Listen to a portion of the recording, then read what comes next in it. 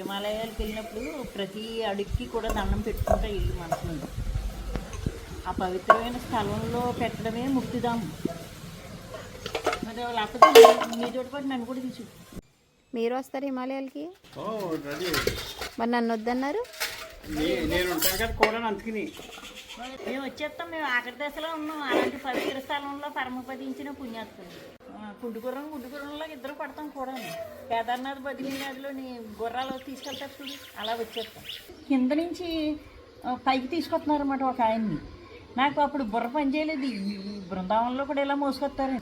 అందులో మోసుకొస్తా ఉంటేనే నేను అంటున్నాను, విజయనాడు వెళ్ళి ఎవరో చచ్చిపోయిపోయిందా, కిందకి దిగి వెళ్ళి పైకి రాలేక చచ్చిపోయి ఉంటారు, కిందకి ఎక్కడికో వెళ్ళాలన్నమాట, చచ్చిపోయి ఉంటారు అన్నాను. అవి ఇది చల్లకుండా కాదు, నడవలేని నుండి అలా మోసుకొస్తాను. మరి పోలీసు వాళ్ళు ఎందుకంటే అంటే అదేదో ఐ క్లాస్ వారు అయి ఉంటారు, అందుకే తప్పుకోమంటున్నారు. ఎందుకే చచ్చిపోయాడు అనుకుంటున్నాను నేను. సంవత్సరాల దగ్గరలో కూర్చున్నాడు.